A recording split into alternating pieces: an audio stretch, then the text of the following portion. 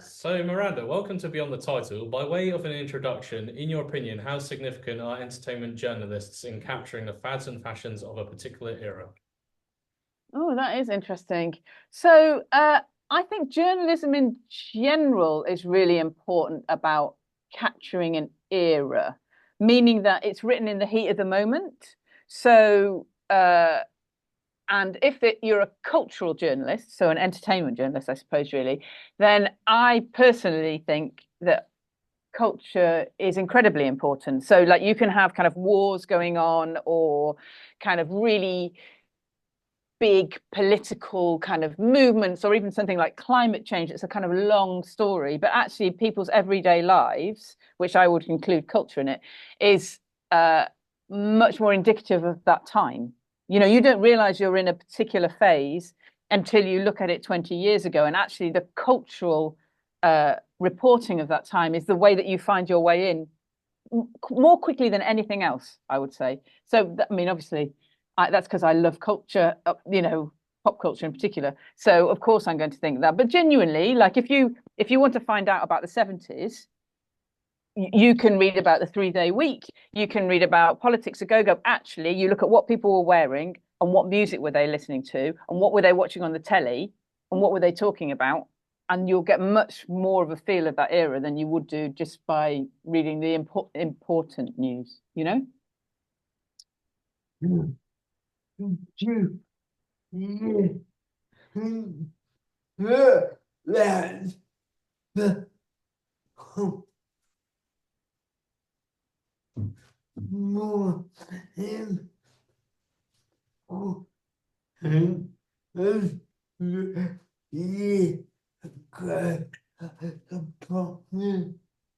you think that gets more important as the years go by? It's funny, I just wrote this book, right? And I wrote this book, it's a kind of about 90s music. And I wrote it very quickly in a bit of a tears. I was very late, basically. So the deadline was March, and I only started writing it in March because I'm an idiot. And and so I wrote it really quickly in about 3 months.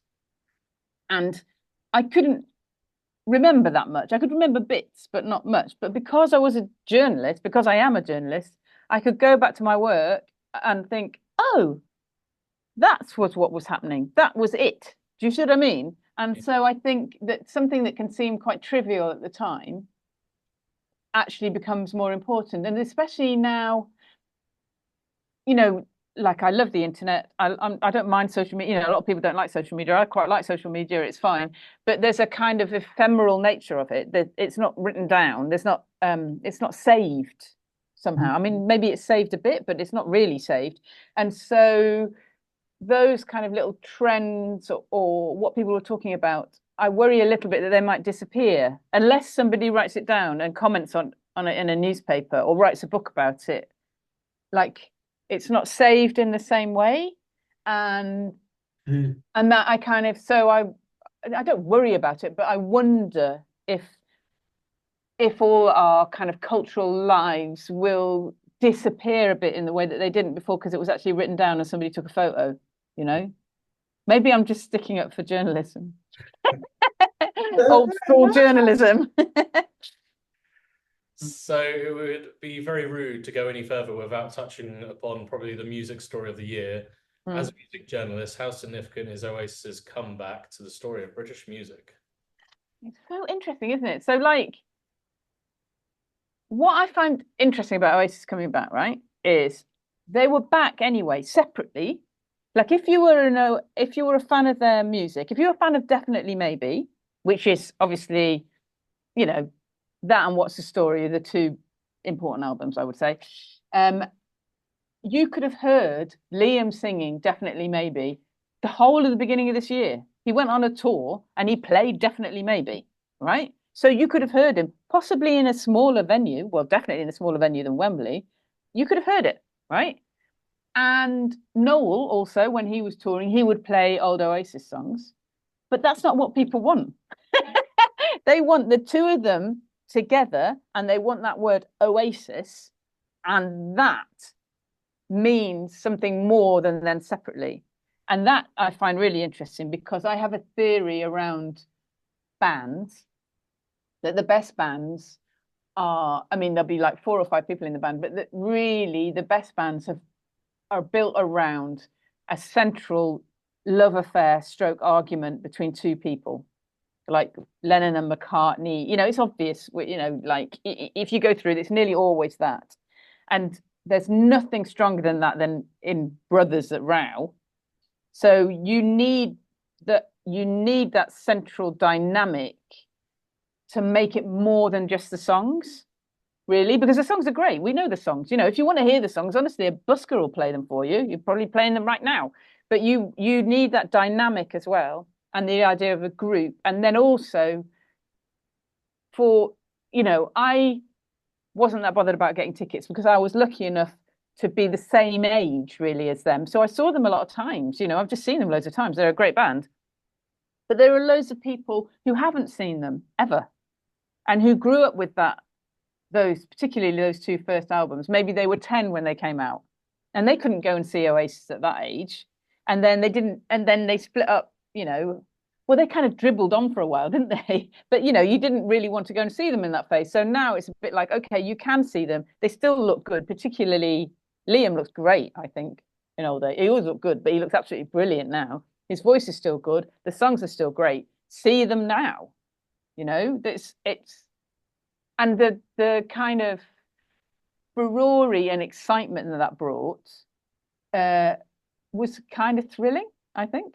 Like, I mean, I'm not a huge fan of Ticketmaster, as nobody is, but the fact that people were waiting and it was like 385,692 people in front of you. Did you wait? How long did you wait for?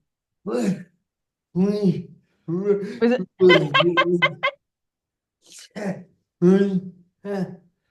We waited 7 hours. We were there Oh my 9 o'clock on God. the dot on that Saturday morning, and we gave up about 4 o'clock on Saturday afternoon, just trying every single day, going back and forth in all the queues, didn't we? At one point, It's so annoying. what was it, like 385,000th in the queue or something ridiculous? Yeah. And yeah, all those big numbers just, ugh. Yeah, and it's very stressful because I bought tickets.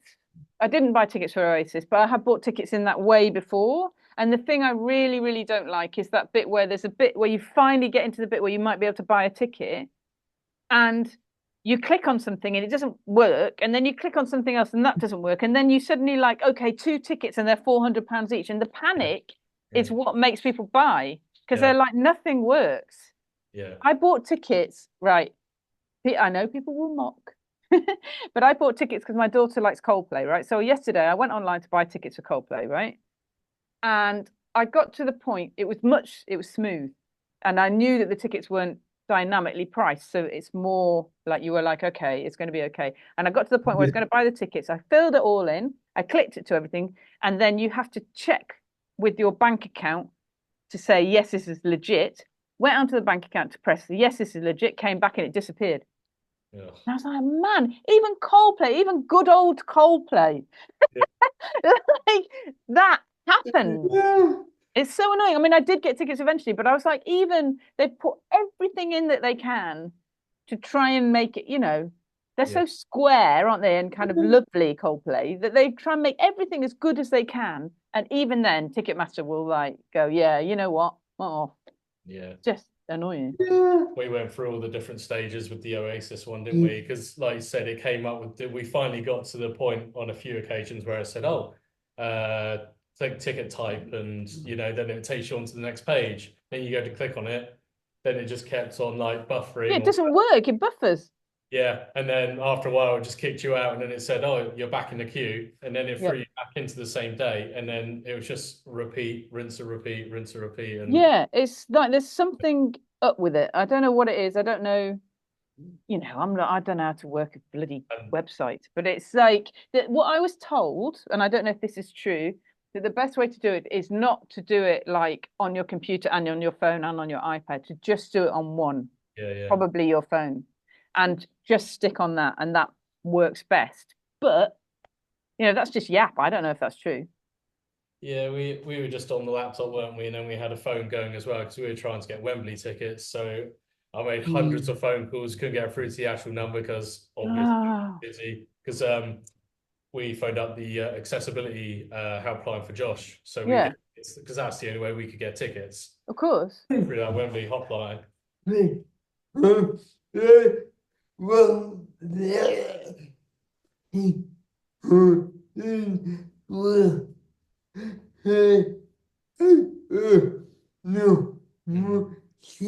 Yeah, it's because they won't let people in wheelchairs have normal seats. So Josh Oh, Josh is able, with assistance from myself or another assistant, to be able to just sit in a normal seat. and be put into Yeah, a chair, but they won't allow that because whatever reason, you know. yeah, Because I otherwise know. we have more of a chance of getting a ticket, and we wouldn't have been Of on that. course, because there's fewer tickets for you to go for. Yeah, exactly. So Yeah, annoying, man. It drives me slightly. Anyway, yeah, we it digress. does drive me nuts. Yeah. We could do the whole show on the annoyance of not being able. We could do the whole show. I just want to be able to, like, in the old-fashioned way. And I know people don't like ticket touts, but you know, I have time for them. Like, you used to be able to rock up to Brixton Academy, and like, if you haven't bought a ticket, there would be a tout outside, and you could pay 40 quid for a ticket, and you could go in and watch the gig. Like, that would happen. I mean, obviously, it was super, super, super popular. That wouldn't happen, but it was a possibility. And the physicality of queuing up and getting a ticket, and that's your ticket. And then if you can't go, pass it on to someone else, rather than doing something on an app and try and selling it. Like, I like quite a lot of modern life, but that bit, I'm like, man, just give me a ticket. Yeah, a physical ticket. And then if I can't go, I'll give it to someone else. God, Dear. I'm so old. So you joined the popular music magazine Smash Hits in 1988. Correct. Looking back at this period of the late 80s, what was it about the requirements of the youth demographic that demanded another outlet to consume their pop culture? Okay, so obviously way pre internet, but also, you know, pop music in general was not treated with the seriousness that I would argue it should have been. So you wouldn't, you know, now every newspaper has got a pop page. That wasn't the case then. Your delivery of pop, if you were a young person, like young, you know, a teenager, would be Top of the Pops and maybe a Saturday morning show. That was kind of it, you know. Sometimes the young ones had a band playing in it. So there wasn't much chance of, you know, there's no MTV. There was nothing like that, you know. It was just, and if you like music, like actually the best place to go would be Woolworths, because Woolworths would like be playing the top 10, you know, maybe if you were lucky, it was a bigger Woolworths, somebody might be playing the record. So people, when you're young, I mean, I'm still a bit like this actually, but like when you're in your teenage years, it's not just the music that you are interested in, it's the person that plays the music and what they look like and what they're kind of bringing as a pop star. And the only way of finding that out was to buy a magazine. And if pop you were interested rather than kind of more serious rock, then Smash Hits was the one. And it had posters in the middle that you could put up. It had the lyrics to all the songs, because you couldn't go online and find out the lyrics. Maybe they would be on the back of a single, but that was the only way. Nobody, and you know, I know for a fact, because I worked for Smash Hits, is how they did the lyrics was they listened to the song and wrote them down. It's like so old-fashioned, you know, but that was the only way of finding that stuff out. And the Smash Hits itself, which I joined in '88, was incredibly popular. It sold like 800,000 copies every issue, and it came out twice a week. Twice a month, so every other week. And 800,000 copies sold meant that way over 2 million people were reading it, because obviously it would get passed around. It had great writers at that time who were really, really funny, and there were jokes everywhere. There would be jokes in a little photo caption. There would be jokes in, you know, there's a bit where they list who works there, and there would be jokes in that. So it was like for me as a reader, it was like complete value for money, and it was a thing that I think when magazines are really good, they're like a club that you would like to join, and some magazines, like say Vogue. So Vogue's been going on for years and years and years, and there's some eras where it's really good, and you think, oh yeah, it's amazing. And then there's some areas where it's not so good, but it's because it's so long, it can carry on existing. But that's to do with the people that work there. And you could argue with loads of magazines that they have a kind of time. They're in their imperial phase when they're really, really amazing. And then it goes off a bit and maybe it comes back. And at that time, in the early, well, actually, kind of throughout the 80s, maybe the mid 80s to like early 90s, I'd say, Smash Hits was brilliant. It was completely brilliant, honestly. When I went for my interview to work there, they showed other magazines. They held up like copies of Q and Just 17. And they said, what do you think about this? And I was like, I don't read them. I only read Smash Hits. Like, they had to give me a job. It's the only thing I was interested in. I was like, I don't know. I don't read them. So when watching various documentaries about 90s culture, it occurs to me that music and culture magazines were just as integral to creating the mood of the time as the music itself. So, Ian, what was the relationship between entertainment journalism and music, and in what way did the two merge into one? Yeah, that's really interesting. That's something that I thought a bit about when I was writing this book about 90s music, which I hadn't understood at the time, which was it really was thriving music journalism, and I suppose you could say style journalism, the Face and things like, and then men's mags were really thriving, like unbelievably thriving actually, and they provided a kind of eco culture that helped that helped whatever you want to call it, that scene to exist. So what I really noticed at the time, I never read like the NME or Melody Maker because I was just interested in Smash Hits and Select magazine, which I worked for, and the Face. So I never read them. But for this book, I had a look, and they were almost like Twitter. So they were like arguments within the paper, like somebody like Rap, somebody like the Beastie Boys, and somebody else like Grebo, right? And they would argue almost within their articles. There was arguments between the magazines, between the NME and the Melody Maker. There was arguments between the bands. There was like articles written about, we went to Syndrome and we saw Carl from Cud and we saw Louise Weiner and we saw Justine Frischmann and what happened here. And it was like obviously not as fast as Twitter, but that kind of chat and dissection and rivalry and friendship was all in the music papers as opposed to social media. And that definitely created a scene, because a scene, in order for it to work, needs to have people who are similar within it, but also who are rivals. And that's like whatever. If it's an art scene, it could be like surrealism. Then there will be people within that who really like each other and go around to each other's house and have a lovely time. But actually, they're like, when it comes to professionally or artistically, they're trying to beat each other all the time.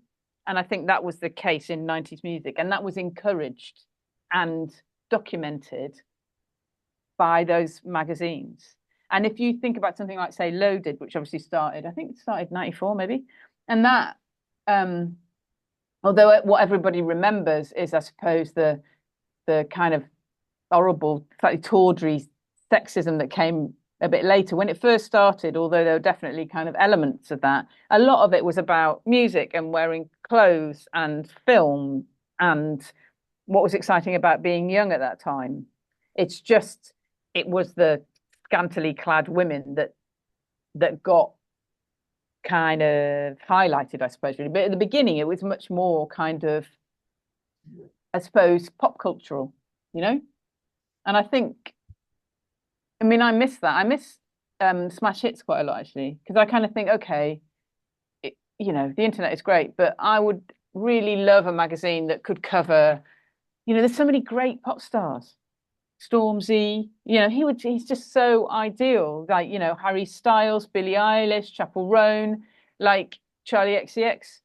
Like, we need Smash Hits to ask them funny questions and take silly photos and go on a roller coaster with them. Do you know what I mean? I really miss that.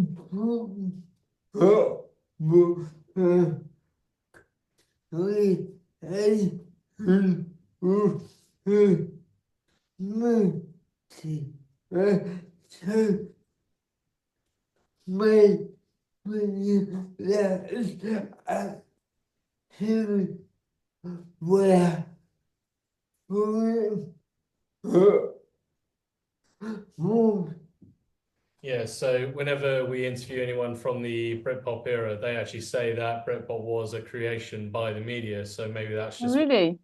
where it was, where it came. That's so interesting because I'm not sure about that. Like the the name, yeah, but the the fact that there was a scene where lots of people were hanging out and people were making music, that really happened. That definitely happened. So there are other factors that you could maybe talk about. So like, one of the reasons why Britpop or a scene happened was because rents were cheap and houses were a bit rubbish, right? So you could live in London, pretty central London, for 50 quid a week, but your flat was probably a bit grotty. So you would go out. Like you didn't have the internet to keep you in.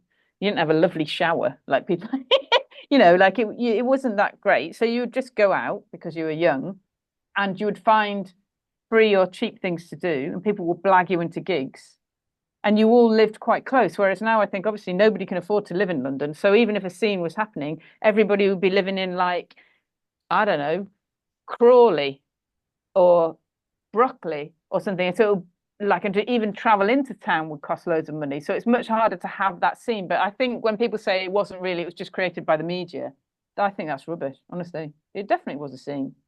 Yeah. We were talking It to happened.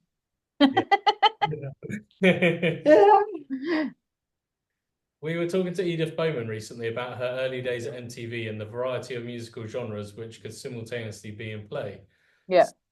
As a predominantly pop-centric magazine such as Smash Hits, how easy was it for you to incorporate the whole spectrum of music? Oh, it was easy because we just like at Smash Hits, it was about we took the music kind of as read.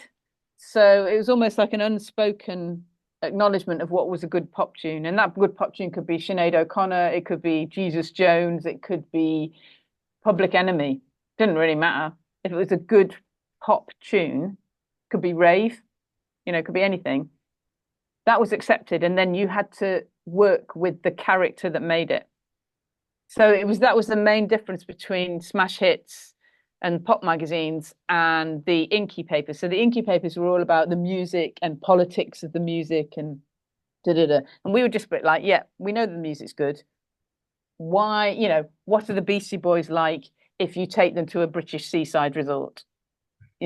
That's what it was like. It was about finding their characters, and that was what we found funny. That was the kind of thing that we were interested in. We knew what we all know what a good pop song is. It hasn't changed. Like we all know, like without even trying, that Charlie XCX is a great pop star, and so is Billie Eilish. They've got great songs. They look great. You can turn them into a Halloween figure. You can draw them as a cartoon. They are good pop stars. So then just do the fun things with them.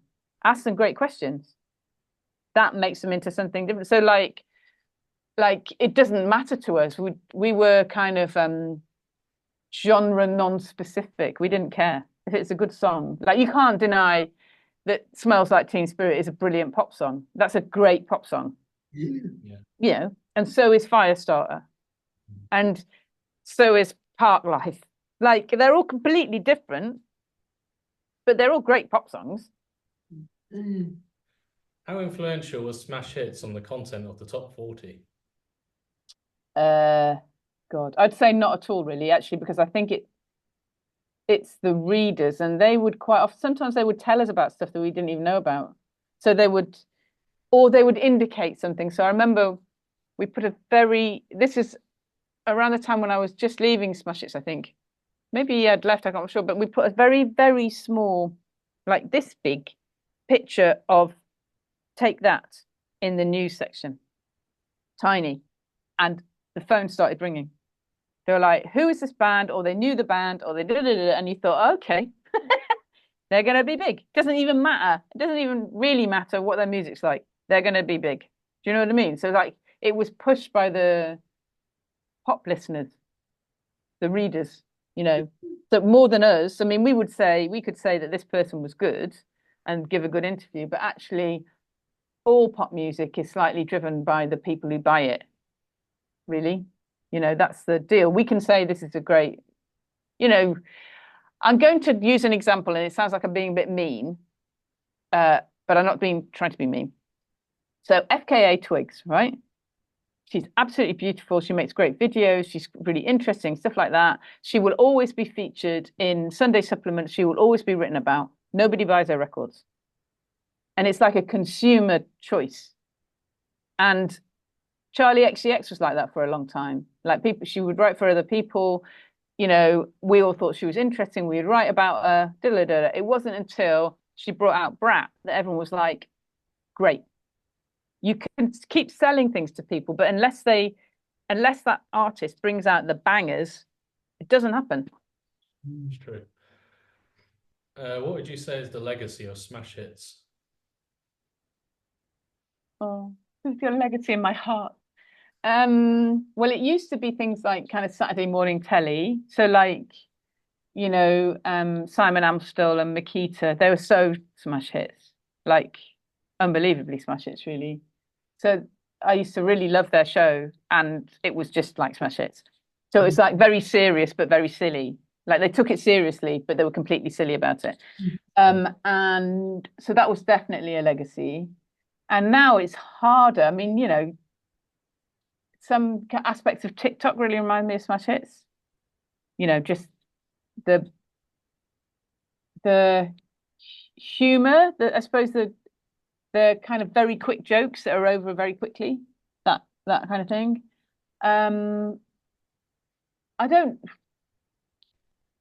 irreverence, I would say.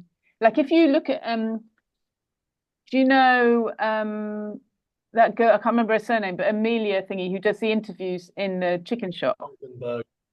Yeah, that's really Smash Hits. Like everything about that is completely Smash Hits to me. Like she gets very famous people in there and she asks them revealing but hilarious questions and they have to be in the moment. And if they can't if they're really serious, they come over as idiots. And if they don't roll with it, like if they don't get the humor, it doesn't work. It's completely Smash Hits that.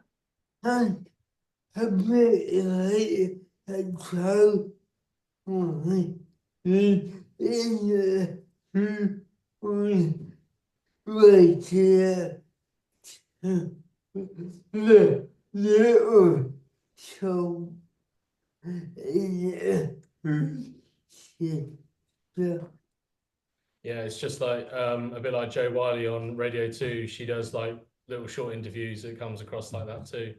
Yeah, exactly. Joe's definitely, and it's also, I mean, I don't know, everybody wants different things from interviews, but actually I think it's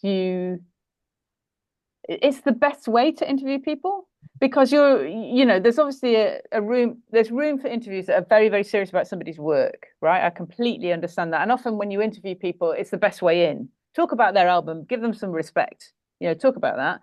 But then if what you're interested in is the person that's making this thing or why they might be doing it or what's informed it, then the best way to interview them is to be informed, but be quite light and, you know, give them a warm and funny environment in which to reveal themselves, like rather than a chin scratching, you know, because you're only going to get like, I don't know, like that's actually quite intimidating for the person. If you're warm and a bit jokey, you get quite a lot more out of people because, you know, they spent a long time on their work. They're not, you know, they want to talk about it, but they don't want to, you know, they've done it.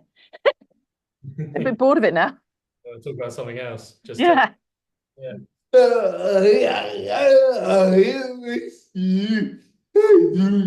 c'est la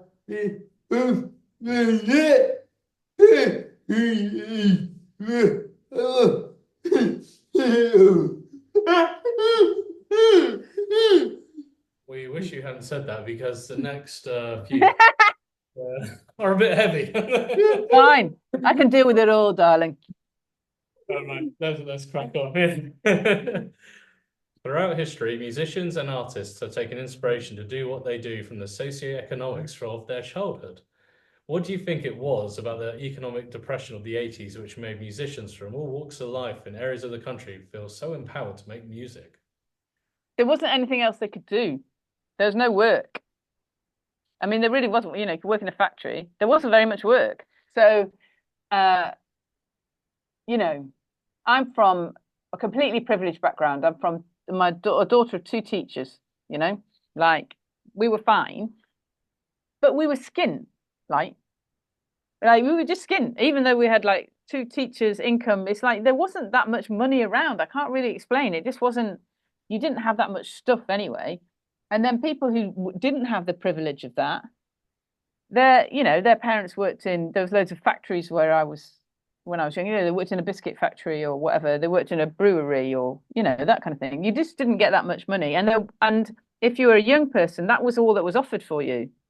Like, so do you want to go and work in the biscuit factory like your mum and dad? And you probably didn't, especially if you'd been to a few raves, and understood that you could have a really great time. Mm-hmm. You could have a great time. So like, I kind of think that the people who made music were like it. There weren't that many other alternatives. Not everyone can be a footballer or a model. There weren't that many other things that you could do. You couldn't be a social influencer. Like that was the way out, And I do think that rave was quite important about that, really, because it did uplift people and make them feel positive and make them understand that when we were all together, it felt like something might happen. And even if you then became, joined Oasis, like Noel spent his time raving and then, went into Oasis. Like there was an optimism around that helped as well. But I do think, there was no other option. It really was quite limited what you could do. What would you say were the aspects that made the face unique in a crowded market? So I would go back to the same thing I said before. So it's like you have moments of time when it really works. So when the face first came out, it really worked. There's times when it went down. And then there was a time around rave when it was really brilliant.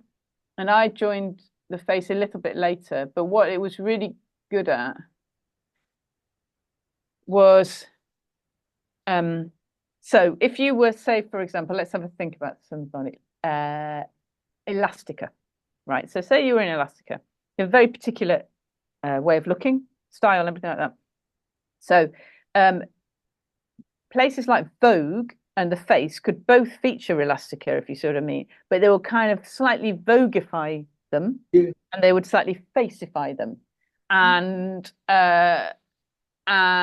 that didn't mean that those people lost their personality. It's just that it were presented in that way. So one of the things, there's two things I can think of around that. So one was the front cover of the face for The Prodigy. And they just put a picture of Keith on the front with his hair like that.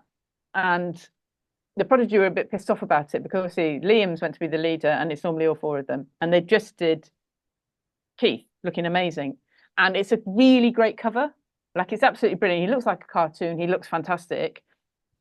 And that's what the face could do. It's almost like a posher, more sophisticated version of Smash Hits. And then there's another one. I remember one of the Spice Girls. I can't remember if it was on the cover or not, but it just kind of lengthened them. It made it like it. I think it physically did it on Photoshop, but it kind of lengthened their legs and made them look a bit kind of Amazonian. It was on a black background, and they looked incredible. And it was at the point where do you remember when they first came out, they all just looked like people you would know, really. And then they got more sophisticated. So it was before they got more sophisticated, but they made them look like like mad, you know, like kind of like incredible, really. And they could do that with their photos, and then with their writing as well. Really, it's a confidence. It's a confidence. And if a magazine is feeling confident about what it is for and what it's doing, it can kind of, you know, you could put Donald Trump on the front, maybe not, but like, you know, you could put anyone on the front and make them that thing, make them faceify them, you know.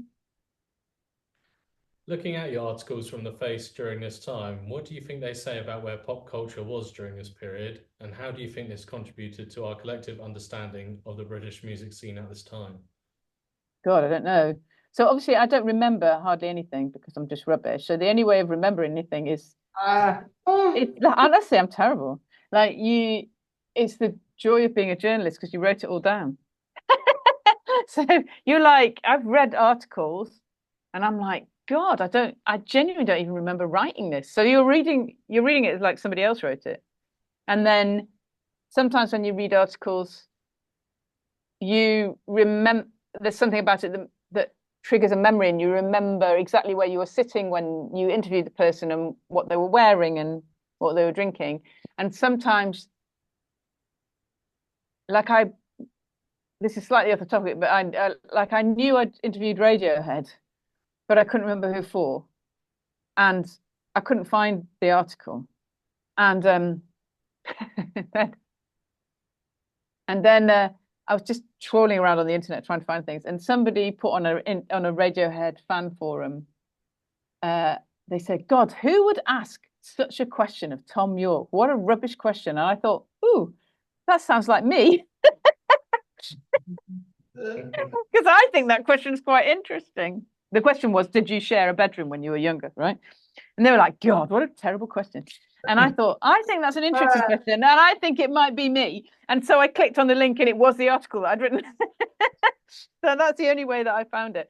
So what I would say about the Face is, because it encompasses fashion and, you know, so kind of British fashion and music and kind of street culture as well as pop culture, it's a really good way of finding out what that time was like.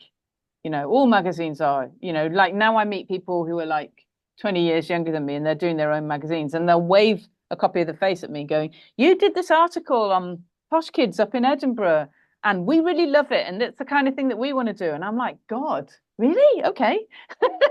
But it was because it was of the time, I think, and they recognize that, and they kind of want to do the same for now.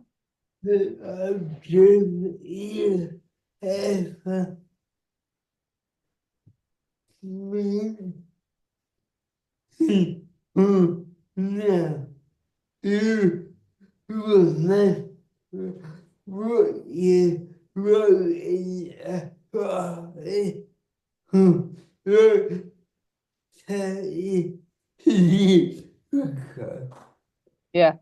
You ever meet people now and they remember what you wrote about them in an article 30 years ago? Yes, it's terrifying. They'll go, sometimes people go, "Oh, you interviewed me." And, you know, obviously it's somebody really famous, that's different. But if they go, "Oh, you interviewed me for such and such and you did this," and I'm like, not a clue. Not a clue.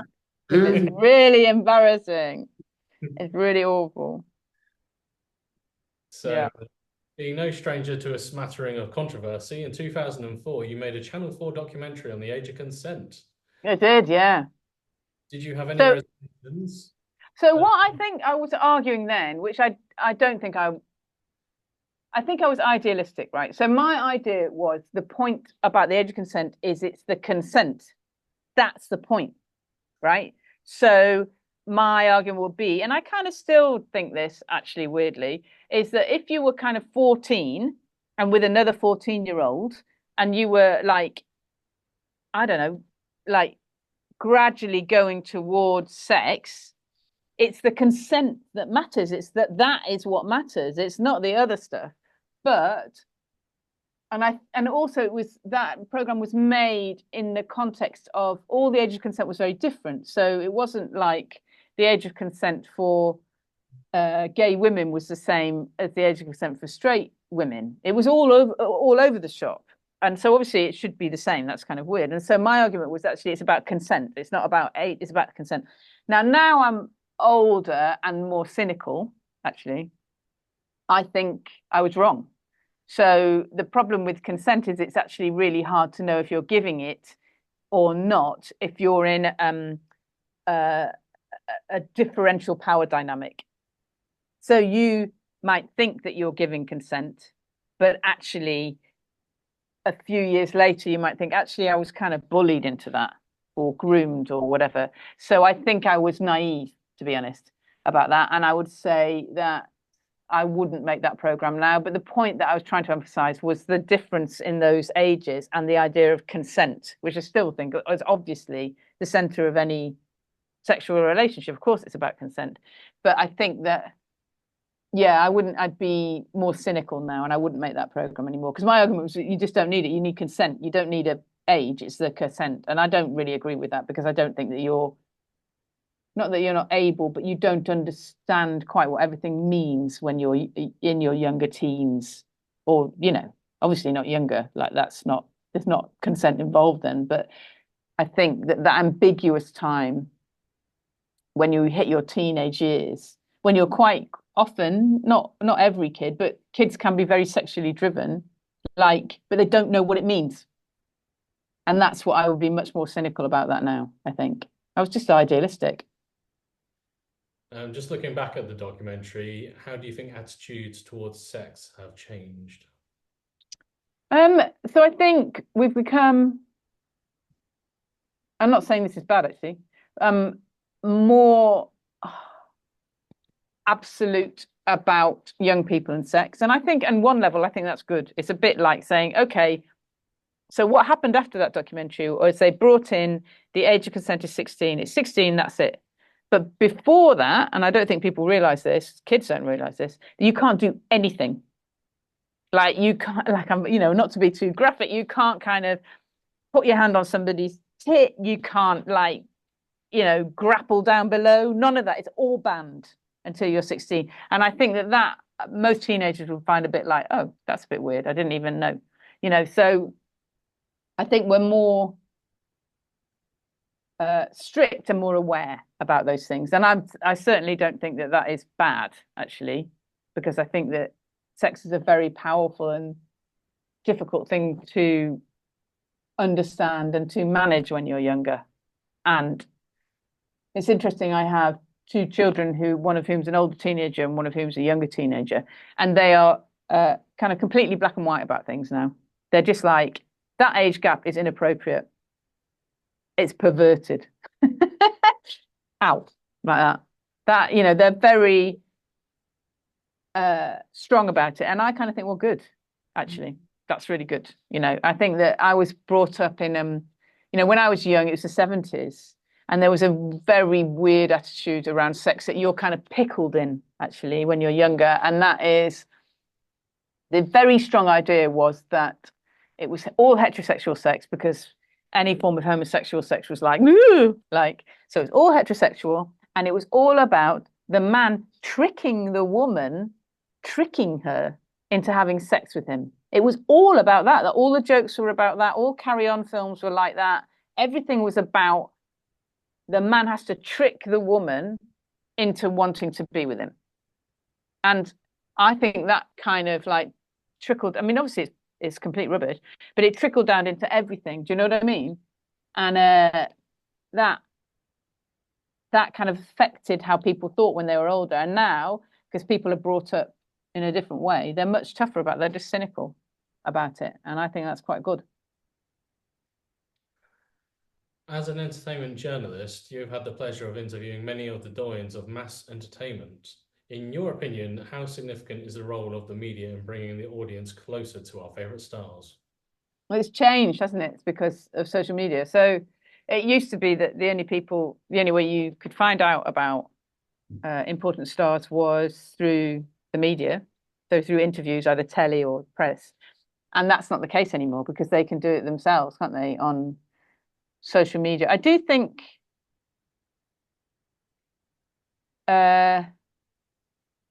so I don't always think that the star themselves are the best people to present themselves to the audience sometimes. Now, I don't mean in terms of their work, but I mean in terms of who they are. So like you can get very what do you want to call it, privileged American stars who just come over like idiots on social media because they're so divorced from everything.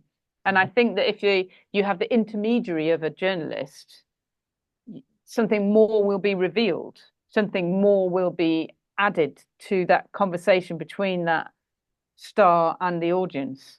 And I think that's a really good thing. And I would be sad if that goes.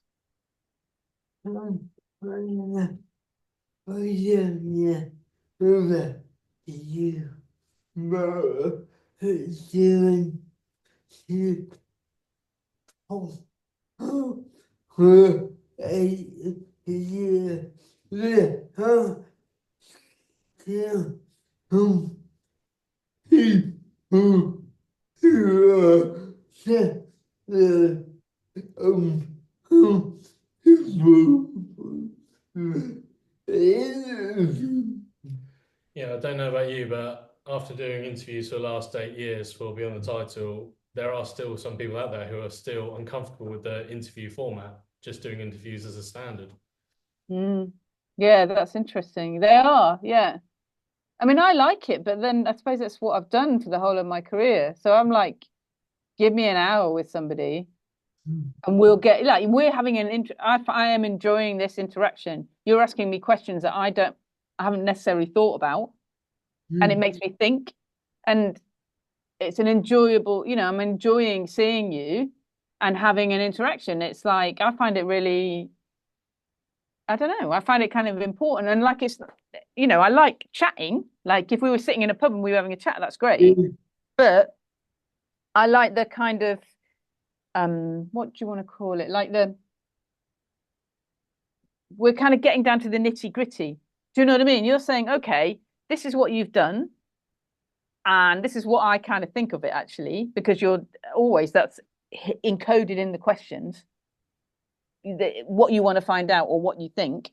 And then I have to, and it makes me think about the work that I've done in a different way. And that's good, I think. That's, like, say, for instance, when we're talking about the age of consent thing, like I just really wouldn't make that program now. And I would never deny that I made it. I don't really agree with that. Like, I made that program. I don't agree with it now, but these were the thoughts that I was having at the time. And now I wouldn't have those thoughts because we change and the atmosphere changes, and that's fine. Like, there's nothing wrong with that. That's an interesting thing to think about, I think. And so I like interview because also the interview format means that the person who's doing the interview can ask the cheeky questions. Yeah. Whereas if you meet in a social gathering, you can't really go like, what did your parents teach you? That you really, or when was the last time you were sick on your shoes? Or, just what, have you got any embarrassing scars or what are your regrets? I mean, mostly people don't really want to hear that when you're, I don't know, eating a canapé. It's sometimes impossible to believe that Britpop is now over 30 years old, and the writers and journalists of this generation have now formed the basis of the broadcasting and journalism establishment. Yeah. In your opinion, how significant was this generation in creating the footprint for the social media landscape of today? Well, I wouldn't say they had anything to do with that because they didn't, they're certainly not techies. But so in terms of the actual thing, so, the reason why Britpop happened was the gatekeepers changed, really. So we didn't understand it at the time, but Matthew Bannister came in at Radio 1, and at Top of the Pops, Rick Blackstill came in, and Bob Geldof started a telly company and made The Big Breakfast and made, Don't Forget Your Toothbrush, right? And those people were all a bit older than us, and they understood the power of youth culture. So what it felt like us all completely pushing against these doors and they would never give way. Actually, the people behind it just unlocked the door and we pushed in, right? And so now the people who are my age, and actually even a little bit younger, are the inverted commas gatekeepers, right? And they remember those times and they celebrate those times and they understand the power of youth culture. I completely believe in youth culture. Like, I absolutely believe in it. And I don't like it when people say young people are interesting or they're not this or they're not that. Because I just think, you don't know. You're not living their lives. They are interesting. Of course they're interesting. The music is good. Their creativity is great. Shut up. Like, I completely believe in youth culture and pop culture. So, and I would say that quite a lot of people my age who are interested in, I mean, some of them have gone all grumpy, obviously. Some people get grumpy and just go, oh, like it was much better then. But mostly people are going to think it was great then. Why wouldn't it be great now? Like, hand it over to those people. Brilliant. I look on social media and people make things that I think is just great, good. Looking back at your career, what's your proudest achievement? Fuck.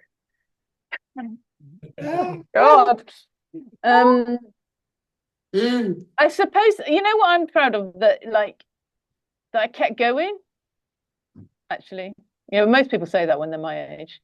But, I still earn my living from writing about music and pop culture and doing, I do podcasts and stuff as well. But, I still do it. And obviously there's a point where you think, oh, I can't do it. But what you understand is that, sometimes you're writing for a wider audience, but you're also writing for people who are your age who still like things. So you'll translate, I've just interviewed Ezra Collective, right? They're completely brilliant. They're really interesting.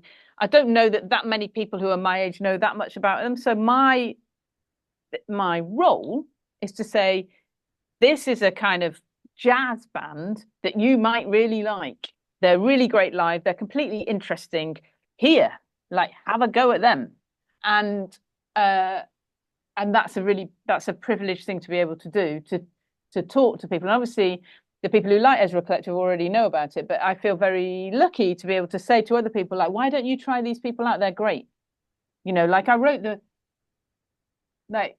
first big broadsheet interview with Dave and Stormzy. And you're like, it's a fucking privilege. These people are great.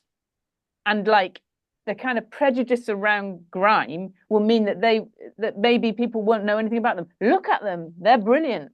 That's a complete privilege to be able to go, look, these people are really good. Yeah. And that I'm super happy about that, really. But I mean, obviously, I can never retire because I haven't got a pension. So God knows what's going to happen. I just have to keep writing till I drop dead. Just to finish off then, what's next for Miranda Sawyer? I've got a book out. Can I do my book plug? Is that allowed? Thank you. I've got, so I banged this book out in that. That sounds like it's going to be awful.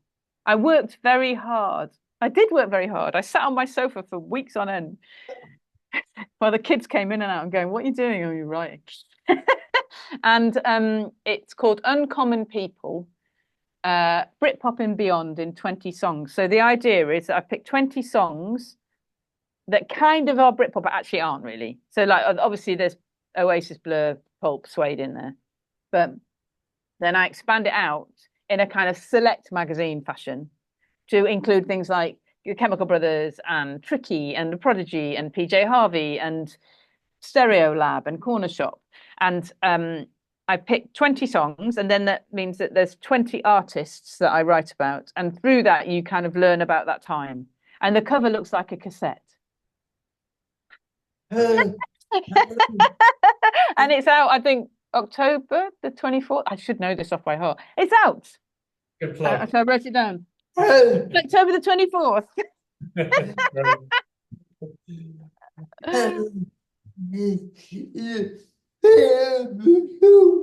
How did you pick the songs? Oh, it was hard. Okay, so there were some that you had to do. So I had to do Common People, obviously. That's you can't not do Common People. But when it came to Oasis, my publisher was arguing with me, and I was like, no, I'm sorry, I'm choosing what I'm choosing, and I chose Slide Away because it's the one for the ladies. I love Slide Away, and so I made an argument for that. And then also the publisher wanted me to, I'm not going to say who, but they wanted me to put certain acts in, and I was like, I'm not doing that. I think they're shite. So they didn't go in, certain ones that they wanted to go in. But I really wanted to expand it out from just the normal, 4 white guys in a band kind of thing. So I tried to push it out from that. But also sometimes there would be really good acts that I wanted to put in, but they're actually quite hard to write about, or they wouldn't signify anything. So for instance, the classic is Portishead, but Beth did no interviews, and I didn't really want to write about Jeff. So like you're left with something that you can only kind of write about the vibe of Portishead and what it meant, and that wasn't enough. I wanted something that kind of plugged into a culture. Do you know what I mean? So that means I would end up writing more about Tricky than Portishead, if you see what I mean, because Tricky is incredibly interesting as a character as well as the music. So sometimes it would be like that.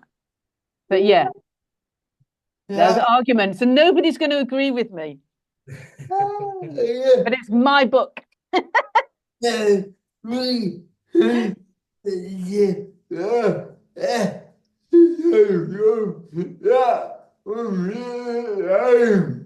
So we could do an episode about that on its own then.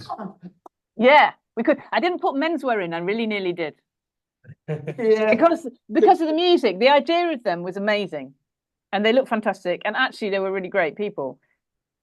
But you can't name a menswear song, can you?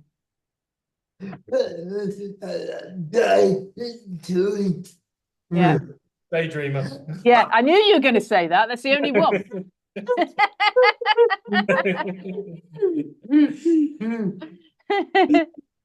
Yeah, I nearly put them in, but no, in the end. Maybe I'll do them as an extra chapter. You have to do an extra chapter for paperback.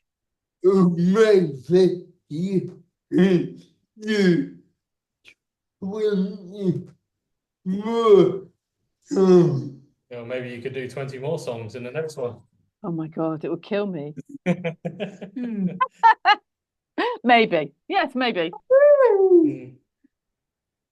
Well, thank you very much for your time today. It's been brilliant.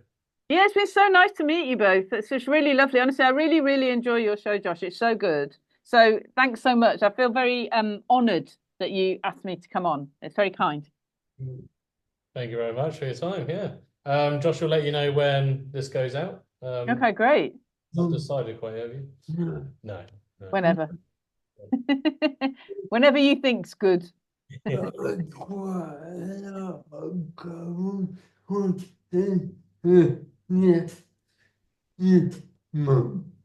Josh has got a lot going on in the next few months, so he'll keep in contact. Yeah, just let me know.